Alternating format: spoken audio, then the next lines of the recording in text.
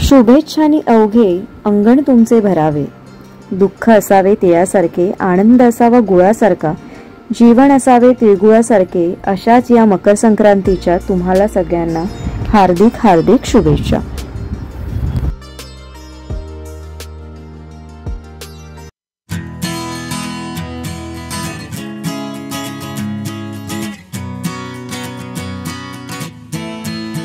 नमस्कार, शुभ सकाळ, सुंदर अशा दिवसाच्या सुंदर अशा शुभेच्छा।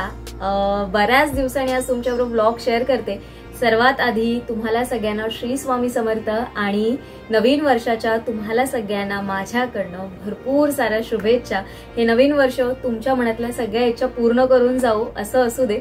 सो आज बऱ्याच दिवसांनी ब्लॉग शूट करते आणि काय झालं ना, मला ब्लॉग्स तुमच्याबरोबर खूप शेअर करायचे होते। मी बऱ्याच वेळानं सगळं लिहून ठेवलेलं आणि आता बरेचसे माझ्याकडे पेंडिंग ब्लॉग्स आहेत। ब्लॉग शूट करायला जमलं नाही, याचं कारण असं झालं ना की माझी एक एक्झाम होती आणि त्या एक्झामच्या प्रिपरेशनमध्येच 20-25 दिवस गेले। ऍक्च्युली कसं झालं, एक्झामची डेट जानेवारीमध्ये फर्स्ट वीक नंतर येणार होती, पण ती थोडी आधीच आली। सो त्याचं सगळं गडबड झाली आणि मग माझं प्रिपरेशन, थोडंसं स्टडी बाकी होतं। सो त्याच्या गडबडीमध्ये मला ब्लॉग शूट करायला जमला नाही आणि आता फायनली फ्री झाली आहे आणि मी म्हटलं सगळं एकदा फ्री झालं ना की मगच आपण ब्लॉगला सुरुवात करूया। कारण मी जेव्हा जेव्हा नेहमी ठरवते आणि तुमच्याबरोबर शेअर करते की मी नाही आतापासून डेली ब्लॉग्स व्यवस्थित कंटिन्यू सुरू करणार आणि तेव्हाच नेमकं काही ना काहीतरी मध्ये होतच असतं। सो असं आता होणार नाही, म्हणून मी आता काही कमिट पण नाही करत आहे तुम्हाला। सो तुम्हाला सगळ्यांना मकर संक्रांतीच्या देखील खूप साऱ्या शुभेच्छा। आणि तुम्ही एवढ्या दिवसात मला मिस केलं की नाही, तुम्हाला कसं वाटलं असेल की माझे ब्लॉग्स येत नाही, तुम्हाला काही वाटलंय का की मी का ब्लॉग शूट करत नाही किंवा काय कारण असू शकतं, तर मला नक्की कमेंट करून सांगा। कारण तुमची प्रत्येक कमेंट ही माझ्यासाठी एक नवीन एनर्जी घेऊन येत असते की मी तुमच्याबरोबर छान छान ब्लॉग शेअर करत असेल। ऍक्च्युली बरेचसे ब्लॉग्स होते, म्हणजे यामध्ये 3 तारखेला माझा बर्थडे होता। जसं मी तुम्हाला म्हटलं की मिस्टरांचा आणि माझा बर्थडे एकाच ह्याच्यामध्ये असतो, त्याच्यामुळे आम्ही सेलिब्रेट नाही करत। त्यांचा बर्थडे असतो 27 डिसेंबरला, माझा 3 जानेवारीला असतो। सो तो देखील मला सेलिब्रेट करायला मिळाला नाही। आणि त्या सेलिब्रेशन मध्ये म्हणजे माझं असं होतं ना, काही केकच्या रेसिपीज आणि न्यू इयर साठी काही केकचे रेसिपीज वगैरे मला तुमच्याबरोबर शेअर करायच्या होत्या, त्या देखील सगळ्या राहून गेल्या। सो असो, आता जसे ब्लॉग्स जसे मी शूट करत जाईन तसे ते सगळं तुमच्याबरोबर शेअर करत जाईन। सो येणारे प्रत्येक ब्लॉग बघा, मला कमेंट करा। आणि आजचा आपला ब्लॉग मध्ये काय असणार आहे, तर संक्रांत आहे। सो तर त्याच्यासाठी तिळगुळाचे लाडू म्हणजे तिळाचे लाडू आपल्याला तयार करायचे, तर त्याची रेसिपी आज तुमच्याबरोबर शेअर करणार आहे। आणि ऑफिसमध्ये उद्या काय वेअर करायचं, सो माझं जे ब्लॅक कलरचं कलेक्शन आहे सो मी ते तुम्हाला दाखवणार आहे। ऍक्च्युली कसं झालं, काही जण असं म्हणतायत की ब्लॅक कलर उद्या घालू नये म्हणून, पण मला थोडं कन्फ्युजन आहे। सो मी अजून विचार केला नाहीये, मी ऑप्शन्स तयार ठेवणार आहे। शक्यतो सकाळची घाई असते, पूजा देखील, सुगड पूजन देखील करायचं असतं, सो ते देखील आवरून पटापट रेडी होऊन निघायचं असतं। सो साडी आणि ड्रेस असं काय आहे जे मी घालू शकते सकाळी पटकन, सो असं काहीसं जे रेडी करून ठेवणार आहे तेच मी आज तुमच्याबरोबर शेअर करणार आहे। तर चला आपण पटकन ब्लॉगला सुरुवात करूया। सो सर्वात आधी आपण आता लाडू बनवून घेऊया। तर लाडू बनवण्यासाठी मी ते बेसिक तयारी करून घेतली, कारण मग तुम्हाला दाखवताना मला इझी होतं ब्लॉगमध्ये। इथे मी तीळ घेतलेत, मी साधे तीळ घेतलेत, मी जे पॉलिश केलेले असतात ते तीळ नाही घेत। याने टेस्ट खूप छान येते, जेव्हा आपण हे चावतो ना तीळ तेव्हा ते टेस्ट याची खूप छान येते, म्हणून हेच तीळ वापरते। इथे चिक्कीचा गूळ घेतलेला आहे। चिक्कीचा गूळ मी जेवढा आपले तीळ आहेत तेवढेच घेते। इथे मी पाव किलो तीळ घेतलेत, पाव किलो तिळाला मी पाव किलो चिक्कीचा गूळ घेतलाय। तुम्ही जास्त गोड नको असेल तर 200 ग्राम तरी चिक्कीचा गूळ घ्या, त्याने आपला पाक व्यवस्थित तयार होतो। इथे मी यामध्ये ना मिक्स मध्ये घेतलेला आहे, दाण्याचा कूट केलेला आहे, त्याच्यामध्ये सुकं खोबरं आणि थोडीशी जी डाळ असते ना ती देखील मी टाकलेली आहे आणि हे छानपैकी मिक्स करून घेते। इथे मी खलबत्त्यातच वेलची पूड तयार करून ठेवली, तर मग मी तशीच ठेवली ती, म्हटलं ट्रान्सफर करायला बरी पडेल। थोडंसं तूप घेतलेलं आहे अर्धा चमचा आणि इथे पाणी घेतलेलं आहे, पाक आपला तयार झाला की नाही हे बघण्यासाठी। आजच्या या लाडूच्या रेसिपीमध्ये ना मी तुम्हाला एक टीप देणार आहे, म्हणजे जे नवीन आपले जे काही फ्रेंड्स असतील, ज्या काही मैत्रिणी असतील, ज्या आपलं पहिल्यांदा बनवणार असतील त्यांच्यासाठी ही टीप परफेक्ट टीप असणार आहे, त्याने त्यांचे लाडू परफेक्ट असे बनतील। सो चला आपण आता सुरुवात करूया। सो आता ना मी इथे हे सगळं मिक्स करून घेणार आहे। तीळ आहे आणि हे जे आहे खोबरं, डाळी आणि दाण्याचा कूट, हे जवळपास 100 ग्राम आहे तिन्ही मिळून, आणि आपले तीळ 200 म्हणजे 250 ग्राम आहेत। म्हणजे हे टोटल सगळं 350 ग्राम आहे आणि मी पाव किलो गूळ घेतलाय. आता हे सगळं मिक्स करून घ्यायचंय. मिक्स करून वगैरे सगळं झालंय आणि आता लाडू बनवायला घ्यायचा. सर्वात आधी पाक तयार करायचा, कारण पाक हा अशी गोष्ट आहे ना की ती जर परफेक्ट झाली तरच आपले लाडू हे छान होतात. आणि ना मला ते एकदम असे कडक लाडू असतात ना ते अजिबात नाही आवडत. थोडेसे असे च्युएबल असतात ना, म्हणजे थोडेसे सॉफ्ट पाक असतो ना ते लाडू आवडतात मला. सो मी तसेच लाडू बनवणार आहे. म्हणजे पाक मी एकदम खूप कडक असा नाही करत. सो मी तशा पद्धतीचा पाक मी आज तुम्हाला दाखवणार आहे. आणि टीप म्हणाल ना तर कुठली टीप मी देणार आहे तुम्हाला. सो टीप अशी आहे ना की जे आपण भांड्यामध्ये ज्याच्यामध्ये पाक आणि आपलं जे काही सगळं मिक्स करून बनवणार असतो लाडू, ते जे भांडं वापराल ना तुम्ही, जर नवीन असाल तुम्हाला लाडू बनवता येत नाही, तुम्हाला पहिल्यांदा ट्राय करायचं, तर तुम्ही जास्त क्वांटिटी घेऊ नका. फक्त 100 ग्रामची तुम्ही वाण्याकडनं सगळं 100 ग्रामच मोजून आणा आणि मगच लाडू बनवा. आणि जो तुम्ही भांडं वापराल ना ते नॉनस्टिकचं पॅन वापरा, कारण नॉनस्टिक मध्ये ना अजिबात भांड्याला चिटकत नाही. आणि मग नंतर कसं होतं ना, बऱ्याच वेळा पाक जसं जसं कडक व्हायला येतो ना तसं तसं भांड्याला सगळं चिकटलं जातं आणि मग आपल्याला ना लाडू करू की अरे ते सगळं भांड्याला लागलेलं काढू, असं होऊ नये म्हणून त्याच्यामध्ये ना आपण घाबरले जातो जेव्हा पहिल्यांदा लाडू करतो तेव्हा. सो तुम्ही जर पहिल्यांदा लाडू करणार असाल तर नॉनस्टिक पॅनवर करा, ते खूप इझी जातं. मी आज ते नॉनस्टिकवरच तुम्हाला करून दाखवणार आहे. चला आता आपण पाक तयार करायला घेऊया. सो इथे आता आपण गूळ वितळवून घेऊया. चिक्कीचा गूळ वापरला तरच आपले लाडू छानपैकी होतील. आणि यामध्येच मी थोडंसं पाणी टाकते, मी अंदाजाने टाकते, 1-2 चमचे पाणी असेल. आणि यामध्येच ना आपल्याला थोडंसं तूप टाकायचं. तूप देखील जास्त नाही टाकायचं. तूप देखील जास्त पडलं ना तर बऱ्याच वेळा ना पाक मग म्हणजे कडक होत नाही. सो थोडंसं तूप आपल्याला टाकायचं आणि आता पाक आपल्याला वितळवून घ्यायचंय, पूर्णपणे करून घ्यायचंय. आता आपलं गूळ वितळतंय तोपर्यंत अजून एक टिप देते मी. जेव्हा आपण पाक तयार करायला ठेवतो तेव्हा गॅसची फ्लेम कधीही जास्त करायची नाही, मीडियम पण नाही ठेवायची, त्याच्यापेक्षा कमी, म्हणजे स्लो तुम्ही गॅसवर हा जर पाक केलात तर तुमचा पाक कुठेही जळला नाही जाणार किंवा पटकन असा पाक तयार होणार नाही आणि तुम्हाला कळणार नाही की आपला पाक तयार होतोय की नाही होतोय. त्याच्यामुळे गॅसची फ्लेम जी आहे ना नेहमी लो ठेवायची. सो मी पण आता इथे लोच ठेवलेली आहे. गूळ आपला वितळायला सुरुवात झाली आहे बघा, छानपैकी वितळतोय गूळ. सो आता आपण बघूया परत एकदा.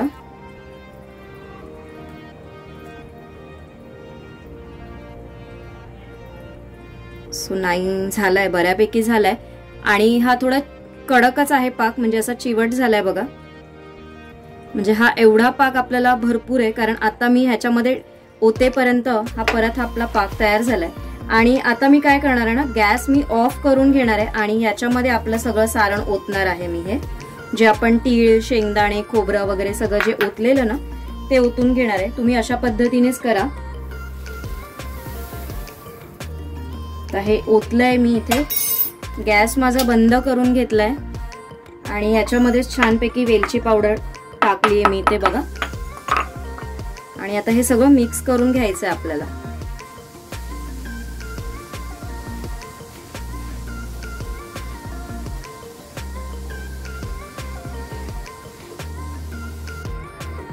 आणि ना हे थोडं किंचितच आपलं थंड झालं ना की मग आपल्याला लाडू वळायचे. गरम गरम लाडू वळता येणार नाही, हाताला देखील चटके लागतात. सो थोडं किंचितच असं थंड होऊ दे, मग आपण याचे लाडू वळव्या आणि पटपट लाडू वळले जातात. आता तुम्ही नॉनस्टिकचा पॅन वापरल्यामध्ये ना बघा आपण इथे ना कुठेही त्याला चिकटलं नाहीये. आणि जसं जसं हे कडक देखील होत जाईल ना पाक, तर नॉनस्टिक मध्ये ते इझी पडेल आपल्याला परत गरम देखील करण्यासाठी. शक्यतो नॉनस्टिक मध्ये काहीच होत नाही त्याला. सो चला आता आपलं हे तयार झालंय. आता लाडू वळून घेऊया पटकन. हो आता आपण लाडू वळायचे आहेत छानपैकी, मस्तपैकी असे.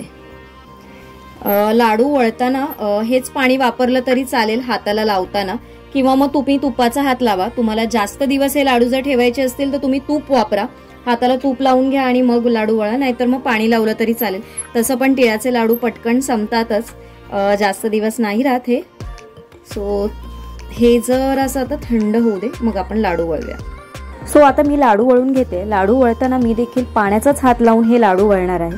आणि मला देखील पहिल्या वेळेस जेव्हा मी केलेलं तेव्हा लाडू नव्हते जमले, पण मग करून करून जेव्हा जमले, जर आपण प्रयत्नच नाही केला तर आपल्याला लाडू बनवता येणार नाही, लाडूच काही कुठलीच गोष्ट बनवता येणार नाही. सो प्रयत्नाती परमेश्वर हे म्हटलेलंच आहे, तसंच आहे. प्रयत्न करत राहा, तुम्हाला यश नक्की मिळेल. सो अशा पद्धतीने जर तुम्ही छान छान जर नीट व्यवस्थित लक्ष देऊन जर रेसिपी पूर्ण नीट लक्ष देऊन जशी आहे तशी पद्धतीने जर तुम्ही केली ना, तर तुमची रेसिपी फेल होणार नाही आणि तुम्ही देखील छानपैकी असे लाडू तयार करू शकता. आणि ते देखील झटपट आणि कुठलाही जास्तीचा वेळ न घालवता आपण अशा पद्धतीने लाडू तयार करू शकतो. इथे बघू शकता माझे सगळे लाडू वळून झालेत. इथे बघू शकता छानपैकी जसे जमतील तसे तुम्ही सुरुवातीला प्रयत्न करा. छोटे मोठे अजिबात कुठेही हात पण भाजत नाहीत आणि पटापट हे लाडू वळून होतात. आणि पॅन पण बघा व्यवस्थित क्लीन आहे आणि परत देखील आहे ना पाक गरम करायची गरज नाही पडली आहे मला अजिबात. आणि मी एकदा जे उतरवलंय ना गॅसवरनं तेवढंच आणि आपले लाडू तयार झालेले आहेत. अशा पद्धतीने नक्की एकदा लाडू तुम्ही ट्राय करून बघा आणि मला नक्की कमेंट करून सांगा. आजची रेसिपी ही कशी वाटते ते देखील नक्की कमेंट करून सांगा. तुमचं काही सजेशन्स असतील किंवा तुम्ही कुठल्या पद्धतीने बनवताय ते देखील मला नक्की कमेंटमध्ये सांगायला विसरू नका. हा आपला शेवटचा लाडू थोडासा प्रेस केला ना, थोडा पाक जरा कडक जरी झालेला असला ना तरी मस्तपैकी परत आपला लाडू व्यवस्थित छान असा तयार होतो.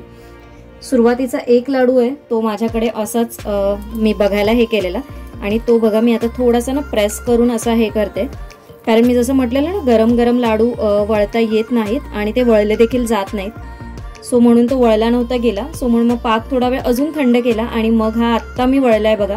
छानपैकी तयार झालेला आहे लाडू. आणि हे बघा आपले हे सगळे लाडू छान असे तयार झालेले आहेत. मस्त दिसतात बघा.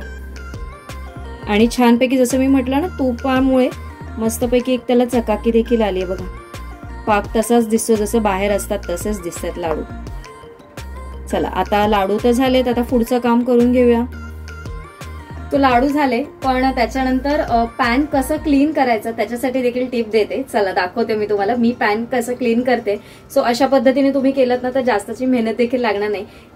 नॉनस्टिकच असतं तसं जास्त त्याला काही चिटकत नाही, पण तरी देखील पाक जो बाजूला लागतो ना तो थोडासा कडक होतो आणि त्याचे क्रिस्टल सारखे तयार होतात. सो ते कसे पटकन क्लीन करायचं ते दाखवते. चला सो मी इथे पॅन ठेवलाय आणि पॅन मध्येच बघा ना मी पाणी गरम करून घेतलंय. साधं पाणी टाकलंय आणि हा एक स्पून होता त्याच्यामध्ये पण इथे पाक कडक झालेला खूप चिकटलेलं. सो म्हणून तो देखील मी याच्यातच टाकला आणि पाणी गरम करून घेतलं. आणि आता पाणी गरम करून ठेवल्यामुळे सगळं चिकटलेलं होतं. कुठे कुठे तीळ जे कडक होते ते सगळे आपोआप निघाले आणि आता जस्ट आता हे क्लीन करून घेतलं की आपलं काम झालं. सो फायनली झाले लाडू. आणि जसं क्लीन करायचं पॅन मी दाखवलं तसं तुम्ही क्लीन करा. कुठल्याही गोष्ट असेल जर क्लीन करायची असेल ना अशा पद्धतीने गरम पाणी जर गरम केलं तुम्ही आणि त्याच्यामध्ये ते वितळवलं थोडं उकळवलं बॉईल केलं ना तर पॅन लवकर क्लीन असे होतात. सो झालंय माझं आणि जास्तचं काम नव्हतं. आज संडे होता, बाकीचं मी सगळं काम मॉर्निंगला बऱ्यापैकी आवरून घेतलं. म्हटलं आज तुमच्याबरोबर थोड्याशा गप्पा मारूया, ब्लॉग शेअर करावा छान छान असा. सो म्हणून आता लाडू देखील थंड करायला मी खाली ठेवून दिलेत आणि भांडी मी जसं म्हणते तसं लगेचच घासून टाकते. ती घासली आहेत आणि आता मला जसं मी म्हटलं तुम्हाला मी माझं ब्लॅक कलरचं कलेक्शन दाखवते. तर आता मी सगळं मी पहिलं कपाटातनं एक एक काढून घेते, कारण बऱ्याचशा ठिकाणी सगळं वेगवेगळं ठेवलेलं आहे. कारण मी असे काही कंपार्टमेंट किंवा असं काही वेगळं असं नाही ठेवलंय. जे आपल्या साडीचे कव्हर वगैरे असतात त्याच्यातच ड्रेस व्यवस्थित अरेंज करून ठेवते. सो ते मी आता दाखवते तुम्हाला. सो असे माझ्याकडे हे 3 ब्लॅक कलरचे टॉप आहेत. हा एक आहे, हा आहे आणि हा एक आहे. सो हा तुम्ही बघितला असेल ब्लॉग मध्ये, मी हा घातलेला ब्लॉग मध्ये. हे तुम्ही अजून बघितले नसतील. सो मी तुम्हाला दाखवते ओपन करून छानपैकी कसे आहेत. हे बघा हे असे टॉप आहेत. कॉटन मध्ये आहे हा टॉप आणि इथे ह्याला हा असा नेक आहे. माझे बरेचसे ड्रेस जर तुम्ही बघाल ना तर असेच असतात आणि 3/4 स्लीव्हचेच असतात. मी असेच घालणं प्रेफर्ड करते, मला आवडतात असेच आणि मोस्ट ऑफ सगळ्यांना कॉटन मध्येच आहे. सो अशा पद्धतीने हा टॉप आहे. हँगरला लावून दाखवू का मी तुम्हाला, तर तो तुम्हाला परफेक्ट दाखवता येईल मला. मी हँगर ठेवलाय काढून. सो दाखवते एक मिनिट म्हणजे तुम्हाला व्यवस्थित आयडिया येईल त्याची. बघ सो इथे मी तुम्हाला जवळून दाखवते, कारण ना लांबून आहे ना मी बघितलं तर हे जे प्रिंट आहे ना ते सगळं व्हाईट मध्ये दिसत होतं. सो हे व्हाईट मध्ये नाहीये बघा, याच्यावरती इथे गोल्डन वर्क देखील आहे, ग्रे कलरचा आहे आणि हे मोराचं डिझाईन आहे थोडाफार. आणि जेव्हा वेअर करू ना तेव्हा खूप सुंदर असा हा ब्लॅक कलर दिसेल. सो आवडला म्हणून घेतला. आता दुसरा दाखवते मी तुम्हाला. हा पण तुम्हाला जर बघायचा असेल, तुम्हाला आवडला असेल तर मला नक्की सांगा, मी लिंक नक्की शेअर करेन. हा एक आहे, दुसरा टॉप आहे. हा ए लाईन मध्ये आहे, असं आहे बघा. याला दोन्ही साईडला कट आहे, तिथे एका साईडला आणि मध्ये हा असा कट आहे. इथे बटन्स आहेत छानपैकी जे ओपन होतात, पूर्णपणे ओपन होतात ड्रेसचे. आणि हा देखील जर तुम्ही परत बघाल ना, याला देखील इथे कॉलर आहे आणि हा देखील 3/4 स्लीव्हचा आहे. 3/4 स्लीव्स मध्ये ना इथे हे काम केलेलं आहे छानपैकी. जवळून दाखवते मी तुम्हाला. आणि हा देखील हँगरला लावून दाखवते म्हणजे तुम्हाला आयडिया येईल कसा हा टॉप आहे माझा. पहिला मी खालीच दाखवते. हा असा टॉप आहे माझा आणि ह्याच्यावरती कुठलाही लेगिन्स जाईल असं काही नाही. रेड पण आहे, रेड पण जाईल. व्हाईट असेल, व्हाईट देखील घालू शकतो किंवा अजून काही तुम्हाला प्लाझो वगैरे घालायचं असेल ते देखील घालू शकतात. सो हा पण मी तुम्हाला जवळून दाखवते, याचं प्रिंट कसं आहे ते तुम्ही इथे पण बघू शकता. याच्यावर देखील असंच आहे, थोडंसं गोल्डन रेड असं आहे. आणि हे जे वर्क केलंय ना हे खरंच खूप सुंदर असं वर्क आहे. सो यानेच एक वेगळा लुक आलाय आपल्या या ड्रेसला. आणि शक्यतो ना माझे ड्रेस हे सगळे कॉटन मध्येच असतात, मी कॉटन मध्येच घेते शक्यतो. आणि तिसरा ड्रेस पण दाखवते मी. तिसरा ड्रेस पण मी दाखवते. हा कॉटन मध्ये नाही आहे, कारण प्रत्येक वेळेस कॉटन मध्ये घेण्यापेक्षा म्हटलं काहीतरी वेगळं असं घेऊ थोडंसं. हा थोडा पॉलिस्टर सिल्क मध्ये असं मिक्स आहे. ह्याला पण ह्याला आतमध्ये अस्तर वगैरे छान आहे आणि ह्याला पण दोन साईडने कट आहे. मध्ये पूर्ण हे बटन सारखं दिलेलं आहे, पण हे बटन्स नाही, हे वर्क केलेलं आहे. आणि ह्याचे पण तुम्ही बघू शकता, नेक राऊंड आहे पण ह्याचे हात जे आहेत, स्लीव्स जे आहेत ते 3/4 स्लीव्स आहेत. आणि हा पण अशा प्रकारे दिसतो. हा देखील जवळून मी दाखवते तुम्हाला. तर बघा हा देखील तसंच आहे वर्क थोडंफार. ह्याचं देखील गोल्डन रेड असं सगळं आहे. आणि हे मध्ये देखील हा तुम्ही बघितला असेल व्हिडिओमध्ये, मी व्हिडिओमध्ये घालून दाखवलंय तुम्हाला एकदा. त्याचा पण लुक खूप छान दिसतो. आणि यावरती मी काय वेअर करते ते देखील मी तुम्हाला दाखवते. यावरती मी व्हाईट पण कधी कधी वेअर करते किंवा व्हाईट नसेल तर यामध्ये ना याच्यावरती माझ्याकडे व्हाईट कलरचा लेगिन्स आहे. सो यावरती मी व्हाईट कलरचा लेगिन्स कधीतरी घालते किंवा मग कधीतरी हा रेड कलरचा आहे, रेड कलरचा पण याच्यावरती होतो. ब्लॅकला रेड खूप छान दिसतो म्हणून हा देखील वापरते मी कधीतरी. हे नॉर्मल लेगिन्स आहेत आपले, जसे अँकल लेंथच आहे, पूर्ण चुडीदारचे लेगिन्स जे असतात ते नाही घेतले. सो याच्यावरती तुम्ही ब्लॅक कलर किंवा मग व्हाईट कलर दोन्ही देखील छान दिसतील म्हणून हाच घेतलाय मी. याच्यासाठी परत वेगळं असं लेगिन्स नाही घेतलंय. आणि ही जी आपली कुर्ती आहे त्याच्यासाठी मात्र हा असा प्लाझो पॅन्ट घेतलेली आहे, ही बघू शकता तुम्ही. आणि यावरती पण देखील आहे ना मी तसंच घेतलंय कॉन्ट्रास्ट मध्ये, असं हे वर्क असणारा घेतलेलं आहे, हे बघा. आणि हा पण आहे ना कॉटन मध्ये, प्युअर कॉटन मध्ये आहे हा. आणि वरती ह्याला असं इलास्टिक आहे छानपैकी आणि आतमध्ये ह्याला नाडा देखील येतो असं, म्हणजे दोन्ही प्रकारे आपण वेअर करू शकतो. हा देखील पूर्ण बघा प्लाझोच आहे, स्ट्रेट मध्ये आहे छानपैकी. सो हा ह्याच्यावरती कॉम्प्लिमेंट म्हणजे व्यवस्थित परफेक्ट असा मॅच असा होऊन जातो ह्याच्यावरती, कारण ह्याच्या स्लीव्सला देखील असंच वर्क आहे. सो म्हणून मग ह्याच्यासाठी म्हणून हा सेपरेटली हा घेतला. पण आता मग हा बऱ्याच ड्रेसेसवर होईल मला. सो असं हे कलेक्शन आहे माझं.